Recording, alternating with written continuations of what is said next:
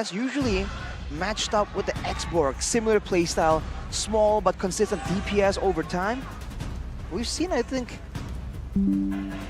Uranus being a good solution towards heroes like that. It was used against an X-Borg, I believe, earlier on. Now with the CC available to maybe threaten the backline though, we'll have to see what is Evos' response to that after banning away the Paquito. Let's see. A hero for Dreams and a hero for Annabelle. Against this composition, what's the option here? Do they go for Barret? They go for Minotaur for Dreams. So that's big counter engage as well as the Boxia. All right, no surprises for the side of Dreams, right? He really likes the Minotaur. And if you really think about it, Minotaur is somehow a complete roamer. You can heal, you can crowd control, and they're quite tanky after a couple of items. So it's quite complete in that sense. You just lack a bit of mobility. That will be the one downside for Evos, but at the same time, they have a Black Dragon form, they have the Boxia, they have a lot of mobility already baked in, and ooh, the Franco for Key. Yeah. We haven't seen this in quite a while. And technically, to the compositions with Arashi, ladies and gentlemen, game number 1 between the White Tigers and the Red Robots. Looking for a dystopian future and looking to push more into the upper bracket. Very early on, Key already just forced to back away right here. His attempts to really slow down the jungle clearing speed isn't exactly successful. Showing again the difficulties if you still want to try and be pesky and try and reset or delay that buff. In the EXP lane, it's going to be quite a skill matchup between Sorizo and Fluffy. And technically in the Golden as well, there's going to be a lot of eyes there to try and see how this matchup plays out. Because both of the goal laners right here are not going for any kind of defensive emblem setups. They both wanted Bargain Hunter to try and get the power spike as fast as possible. You take a look at Moreno as well in his emblem choices. He's looking for much more cooldown. What kind of gameplay is he hinting at here? High mobility, impact in the fights by just spamming spells out. And he went for the Impure Rage as well to try and help with the mana issues potentially. No Quantum Charge though, so he can't really kite as efficiently. But Annabelle, whoa! Actually, hot here, oh my god. Without the shield unit and not even level 4. Annabelle will be punished in the jungles of the Red Robots. Good spot there by Supercan. So aggressive and already happening all under 2 minutes. And that's when most of the damage really spikes in for those who go in for the enemy jungle. Was it the best of decisions?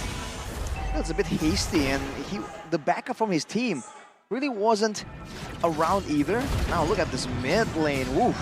Bigetron already making the aggressive moves, trying to assert dominance before the first turtle fight.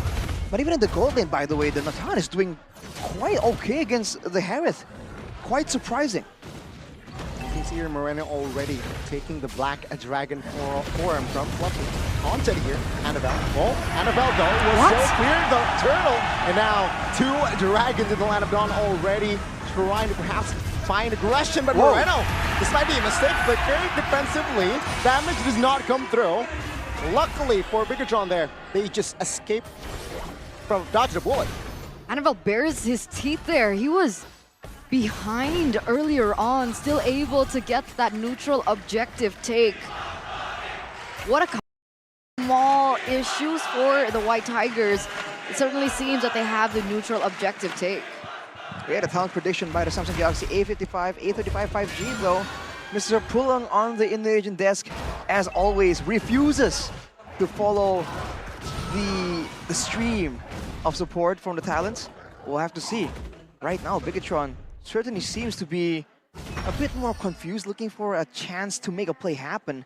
Seems like they're still stuck being a bit more reactive. They do have the Natan for that late game, but we've seen that it's no longer a foolproof solution, right? A lot of things can affect that outcome in these late game team fights. For sure. What if they don't want to bring it to the late game, right? With Franco not able to find a proper pick so far. Whoa. Annabelle made a mistake earlier. This time he has the Poissons to escape. Shoot. Everything's fine and dandy for Annabelle. We'll see if Key's going to be able to get this Iron Hook down. Let's He does get it, but there's no follow-up. There's who in the composition of Bigetron is supposed to follow up these hooks? When it comes to the hooks, most like the Super Ken and Moreno, and maybe even Sorizo, right? Technically, without anyone around, Sorizo can do a lot of single target damage if they want to play it out like that. Oh, you see trades of skills here in the EXP lane. Again, right before the turtle spawns, to try and get some dominance. But Bigetron have to solve this problem of trying to go for a contest against a Minotaur that can stun up their own jungler. They might go for fights first, but they have left their roamer on the top side of the map. They're trying to find a way to capitalize and shut down Brands, but it might not work out in their favor. Sorizo stuck in the pit, will try to slide himself out, but Turtle will be secured by Clock and not even the jungler. So that's a win here for Evos Glory, and Bigetron Alpha, they're looking for compensation, they're looking for trades, perhaps in the top side of the map. So neutral objective take once again falls to the hands of the White Tigers. Annabelle didn't even use his retribution, so he can use it elsewhere. I thought he would have used it to go in for an invade, but he's just holding onto it. Meanwhile, Key looking for his next person to take in. Doesn't necessarily get it just yet. And my point earlier on with the Iron Hook was, sure, yes, I do understand we have Moreno, we have Sorizo to follow up, but it's not insta-burst. It's not something like the carry in the late game. It's not something like the Beatrix with her shotgun. It's way more difficult for Morena to do so because the burst doesn't necessarily one-shot as a Valentina. It sure isn't instant at all, but it depends if they start snowballing. It's a concealed play for Super Ken to try and find something, but another jumps on him. Dreams follows up. Bigetron, they're ready though. Super Ken still soaking the most of the damage. Whoa! Flicker Minion Fury by K finds 3. Amon will find a way out. Oh, that's a little bit too close for comfort there. Bigetron almost losing 2 members top lane. Now even in the mid lane, see Annabelle just immediately looking for some more options for both these teams. Even when there is a big moment, it really seems like the game is so slow, so controlled. But Evos, they're getting the better of Bigetron so far with the superior team fighting, with the AoE. Oh, Kido! Whew. See? Yeah, he doesn't even commit the hunt. The hooks land, but what's the next step, right? Amon doesn't have nearly as much damage just yet. And it feels like they haven't found the value of this Iron Hook, unless, of course, he commits with a ultimate. Well, the later the game goes, technically, considering what Goni was talking about, the Minotaur, right? You're flexible, you have healing. At the same time, usually Minotaurs go with the flash of the Oasis. Now Annabelle gets jumped on. Oh, he will commit the hunt this time. Good taunt as well. Simply the Herod though, jumps in! And that will be enough to take him down. Super Ken next, double kill for Brands. Fluffy surviving, Moreno trying to find a trade in the backside. Dreams will fall, 2 for 1. The turtle now for Evos Glory. Moreno taken down by Clocker. And that will be Annabelle securing the nuke. Annabelle still smells blood, and Sorizo stunned up, and the members will collapse on towards him. A double for Claw and a double for Brands.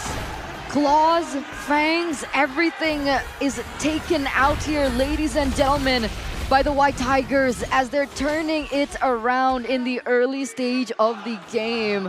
Those trades were impeccable. The way that they layered their damage was amazing. The initiation coming in from Dreams was great as well. You thought that perhaps maybe Bigetron could go in for a trade. You saw that Moreno was trying his best as well in the back line, but even that wasn't enough. And this is my underlying problem with this Franco pick.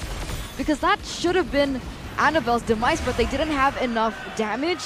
And so they bought so much time, and then Evos were able to re-engage like they're doing now. Purify already popped. That will be enough for Evos Glory to take another turret. The way I see it, I think this Franco, more than anything, is just to stop and deflect the momentum, perhaps potentially, that Evos Glory is trying to do. Steamroll, stop it with a hunt.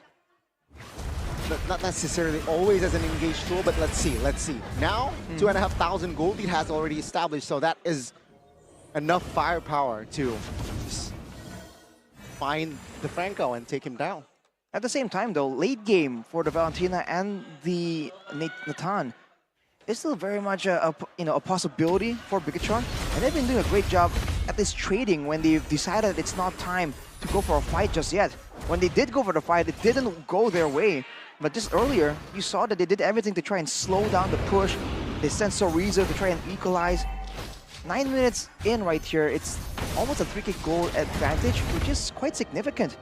But Bigetron, they're positioning like they can still try and contest this. It might be a mistake. Sorizo sandbag. Oh, the hook lands on towards Fluffy, but he will soak in the damage. Sorizo falls, as well as Superkin. And now Evos Glory, they do not go more for a fight. Instead, they will look for the newts. 2 members taken out, that's already an advantage. It was already bad enough that Annabelle was a level above a Superkin. It becomes even worse that you lose 2 members having the man advantage. The Red Robots had absolutely no say in that particular interaction. And to top it all off, Brands now secures in that Holy Crystal. But back to that team fight again, right? He goes in for the Iron Hook. But this is textbook for Dreams. He's utilized this Minotaur as a counter towards these Iron Hooks so many times before, and we saw that happening. The Iron Hook comes in, the rest of the members want to follow up on that pick with the damage, but because of that short range composition that Bigetron has, Dreams is so easy to punish and capitalize over that interaction. And right now, as you can see, he has the Flash of the Oasis, so the healing is going to be ramping up. And of course, the extra bit of shielding when people are low. Yaman is coming close to his Holy Crystal. Oh, Evos jump on the targets. Yep, Fluffy here opening things up. Iman will be the target, but there you go. The hunt connects to stop it all. 1 member is taken out. Annabelle will try to escape this time. Take a look at Bigetron. There will be not enough damage for him. Because Raz is there with the double. So Rizoki down and out. Fluffy taken out, but 2 in return. And immediately Evos go to take more structures, try and get more control. Even if Bigetron try and play it safe, there is still Dinovaria with the poke coming in. Unless he can land a hook on someone a bit squishier, it's going to be so difficult right now.